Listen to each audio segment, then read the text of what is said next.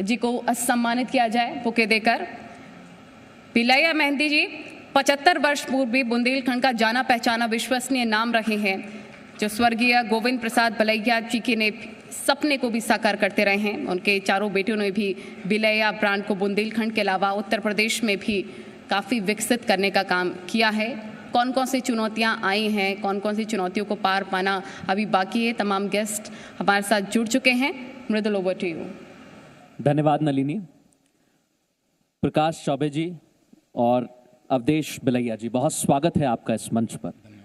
क्योंकि जब भी क्षेत्र की बात आती है, सबसे पहले मैं प्रकाश जी आपसे शुरुआत करना चाहूँगा, क्योंकि हमने देखा कि विकास का जो पहिया है निरंतर हम उस पर बात कर रहे हैं कि वो कैसे दौड़ता है। विशेष तौर पर अगर देखा जाए तो लोग एक घर बनाना चाहते हैं शुरुआत से। जब भी आप आते हैं किसी भी ग्रामीण इलाके से शहर में, तो आपको लगता है कि इस शहर में मेरा घर हो, ये मेरा सपना है, और इसी सपने को साकार करने का काम आप करते हैं।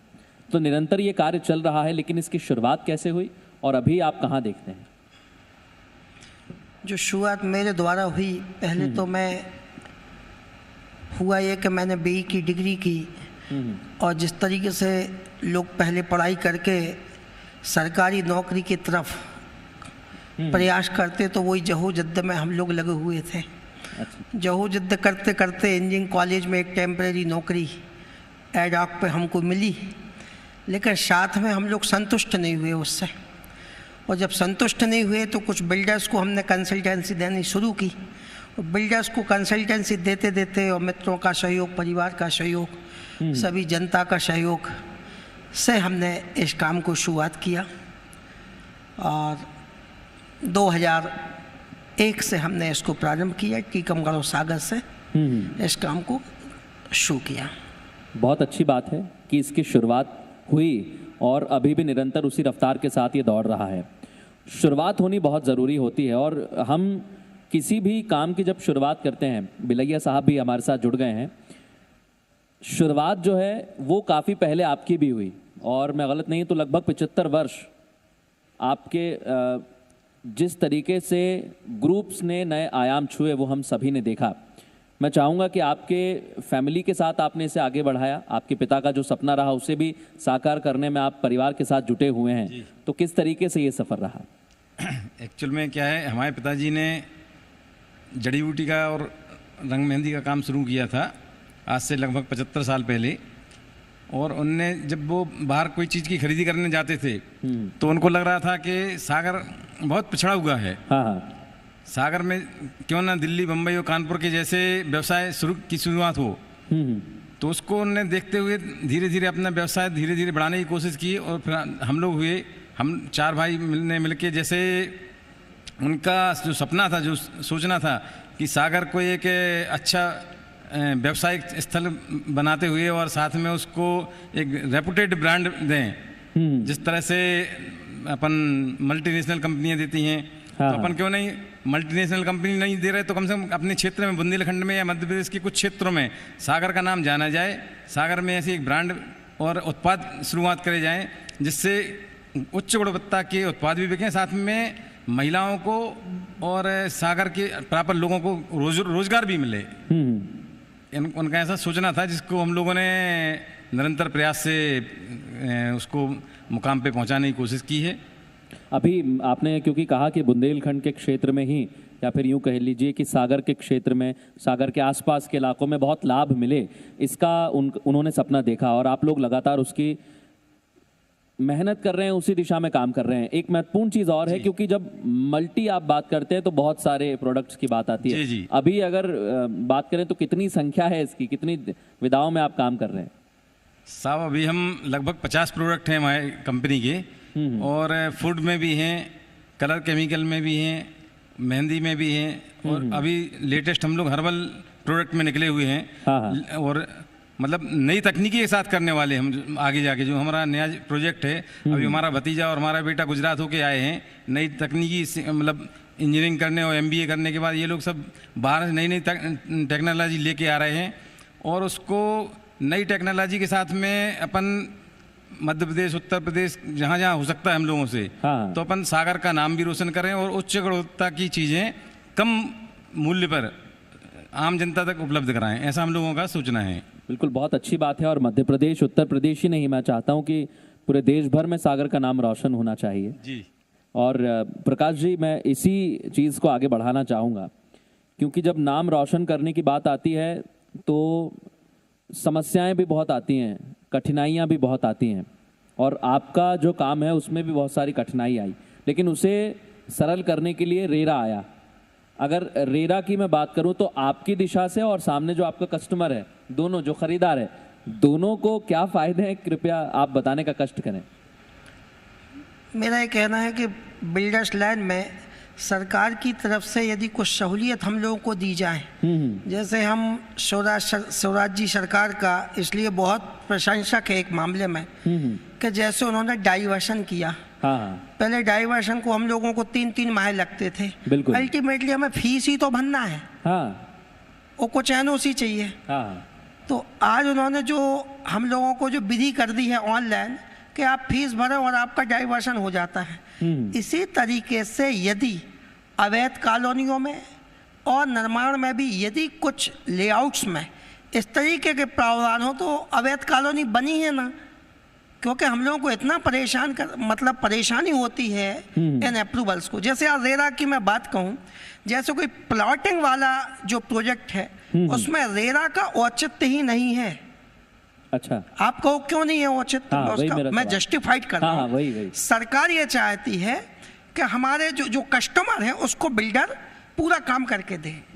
सरकार का ये है रेरा के संबंध में कि वो पैसा लेकर के और किसी प्रोजेक्ट में ना लगा दे और डेवलपमेंट हमारा रुक जाए। हाँ। तो जब प्लॉटिंग काम करते हैं तो इसमें एक नियम पहले ही से मध्य प्रदेश सरकार में है, ये मध्य प्रदेश सरकार में पहले से नियम है कि हमारे 100 प्लाट यदि हैं तो 25 प्लाट नगर निगम में जमा रहते हैं। ठीक। वो तब छोड़े जाएंगे जब हम लोग पूरा डेवलपमेंट कर देंगे। तो जब हम डेवलपमेंट करने की जो कास्ट है उससे 1.5 से 2 गुना पैसा आपने जमा पहले ही करा लिया है, तो अब नया रेरा नियम का क्या औचित्य है? और यदि आप कह रहे हो औचित्य है, ये बिल्कुल सत्य बात है। मैं आपको बताऊं आपका मुख्य उद्देश्य क्या है कि हमें कस्टमर को बचाना है। तो जब आप 100% गारंटी आप ले ही चुके हो, 100% तो मैं बता रहा हूँ कि हम लोगों का 1.5 से 2 गुना तक प्रॉपर्टी जमा रहती है।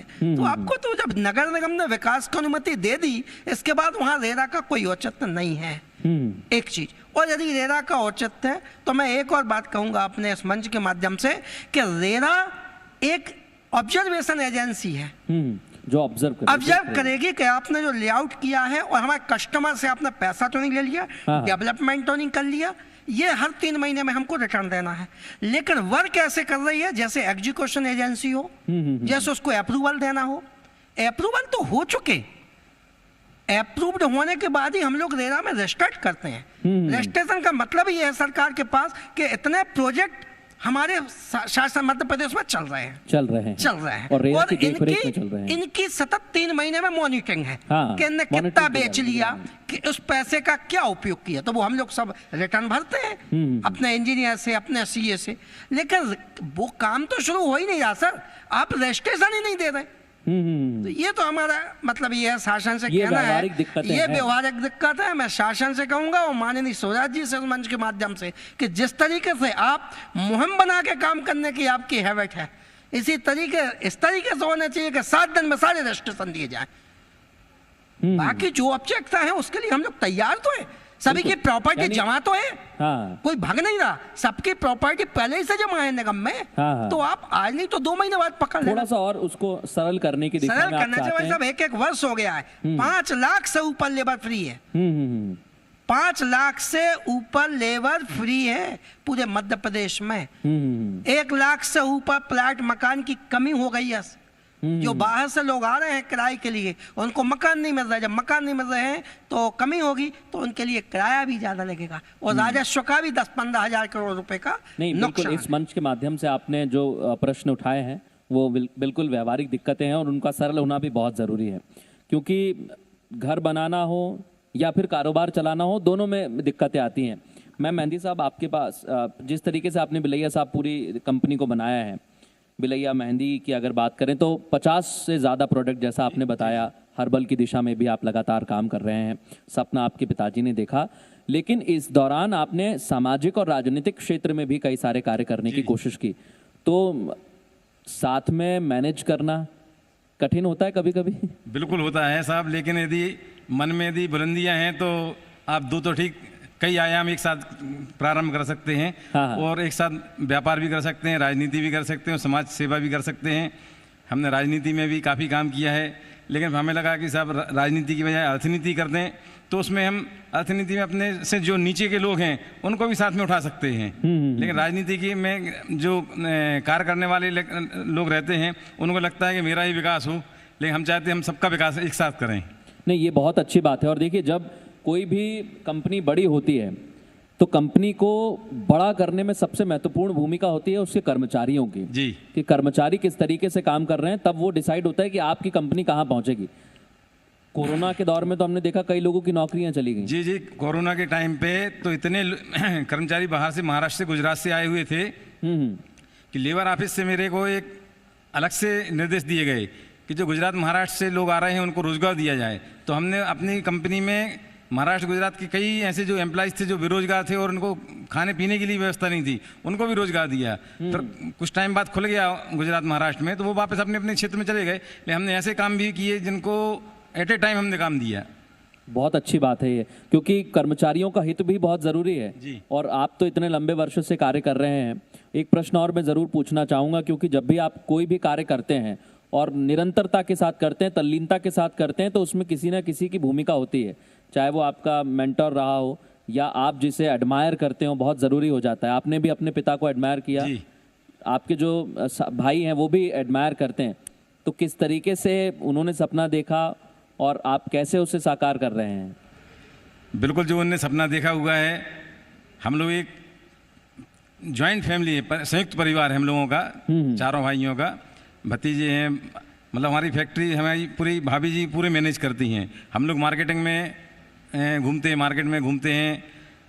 टेक्नोलॉजी के लिए हमारे बच्चे भतीजे बड़े हो गए, नई नई टेक्नोलॉजी लेके आ रहे हैं, मतलब पुराना हटा के कुछ नया करें। जी, हमेशा पिताजी ने भी देखा है और हम लोग उसको करने की कोशिश में पूरे लगे हुए हैं। नहीं, बहुत अच्छी बात है। उन पद चिन्हों पर आप चलिए, और मैं तो ये कहूँगा कि जो सपना देखा वो आप साकार करने में जितनी भी मेहनत हो वो करें उसी जज्बे के साथ। मैं प्रकाश जी आपके पास आ रहा हूँ, क्योंकि जज्बा बहुत ज़रूरी होता है, जैसा बिलैया साहब ने कहा, और घर बनाने में भी वही जज्बा चाहिए होता है। अभी की अगर मैं प्रेजेंट बात करूँ तो कितने ऑनगोइंग प्रोजेक्ट हैं और आप कितने और बनाना चाहते हैं? क्योंकि आपने कहा कि कठिनाइयाँ बहुत हैं, लेकिन फिर भी हम दमदारी से लगे हुए हैं। ये भी हमारे एक प्रोजेक्ट रेरा में है। हाँ, तो वो जैसे ही आ जाएगा तो हम क्या, एक प्रोजेक्ट जब हमारा 70% कंप्लीट हो जाता है तब हम आगे के सोचते हैं। लेकिन हम लोग कच्चा माल खरीदते जाते हैं। अच्छा। कच्चा माल का मतलब हम लोग जमीन की व्यवस्था करते जाते हैं। तो वो सतत प्रक्रिया हमारी नहीं, हर बिल्डर की है। तो जो भी बिल्डर है वो अपना आगे का काम खरीदता जाता है और पीछे प्लानिंग करके चलता जाता है। तो हमारा भी एक प्रोजेक्ट रेरा में है, लेकिन जो परेशानी है पहले नहीं होती थी वो इस समय काफ़ी होती हैं। तो थोड़ा सा कष्ट तो होता है। नहीं, होता है। और व्यापार व्यवसाय है, इसमें यदि आपकी लगत लगी है और आदमी को बहुत ज़्यादा कष्ट। कोरोना के बाद थोड़ा फर्क पड़ा आर्थिक स्थिति पर, या आपको लगता है थोड़ी कमी आई? नहीं, कोरोना के कारण यही हुआ कि हम लोगों का जो बैलेंस माल था जो हम लोगों के पास था, चूंकि अभी कुछ है नहीं, तो जो हम लोगों का पहले था वो हम लोगों का निकल गया है। तो अब हम लोगों के पास उतना ज़्यादा कुछ है नहीं काम करने के लिए। ये हमने दिक्कत देखी। आर्थिक स्थिति पर बहुत फर्क पड़ा है कोरोना के बाद, चाहे सरकार की हो, अर्थव्यवस्था अगर आप देखिए, हालांकि अभी जीडीपी जो है वो बढ़ रही है, पहले माइनस में थी लेकिन अब पॉजिटिव आ गई है, सकारात्मक संकेत हैं ये। आपके भी व्यापार पर, कारोबार पर फर्क पड़ा था सर कोरोना के बाद? कुछ अंतर तो आया था, लेकिन अब काफ़ी तेज़ी से, जितनी तेज़ी से डाउन हुई थी अब काफ़ी तेज़ी से बढ़ भी रही है। वापस सब लोग एकदम वापस जिनको लग रहा है हम पिछड़ गए हैं, तो वो काफ़ी तेज़ी से दौड़ रहे हैं, चाहे व्यापार में हो चाहे एजुकेशन में भी ऐसे ही सब चल रहा है। लेकिन ग्रोथ करने के मूड में तो हर छोटा बड़ा व्यवसायी है। हाँ, नहीं, जैसे त्योहार इसमें बहुत बड़ी भूमिका निभाते हैं। बिल्कुल साहब, यदि हिंदुस्तान में त्यौहार नहीं हो तो व्यापार खत्म है, चाहे रक्षाबंधन हो, चाहे दीपावली हो, चाहे होली हो। मतलब भारत की अर्थव्यवस्था चलाने के लिए भारतीय त्यौहार अति आवश्यक हैं। जी नहीं बिल्कुल। और त्योहारों पर तो हम देखते हैं घर खरीदने के भी बड़े बड़े ऑफर दिए जाते हैं, अच्छे अच्छे ऑफर दिए जाते हैं। अभी प्रदेश की जनता इंतज़ार कर रही है, जैसा आपने कहा कि आपके बहुत सारे ऑनगोइंग प्रोजेक्ट हैं और निरंतर आप इसी रफ्तार से काम करना चाह रहे हैं। अभी आप क्या कहना चाहेंगे जो खरीदार आपको सुन रहे हैं, क्योंकि आप बिल्डर हैं, बिल्डर भाई भी आपके बहुत सारे आपको सुन रहे होंगे, उनकी सबकी बात आप इस मंच से उठा रहे हैं, क्या कहना चाहेंगे? नहीं, अभी जो ट्रेंड आया है बिल्डर्स में, तो काफ़ी ईमानदारी से प्राइवेट बिल्डर काम कर रहे हैं। जो पहले भले होता था, लेकिन आजकल तो लोग अपना ब्रांड इमेज बनाने के लिए काफ़ी अच्छा काम कर रहे हैं, काफ़ी गुणवत्ता के साथ काम कर रहे हैं और काफ़ी अच्छी सुविधाएं अपने कस्टमर को दे रहे हैं।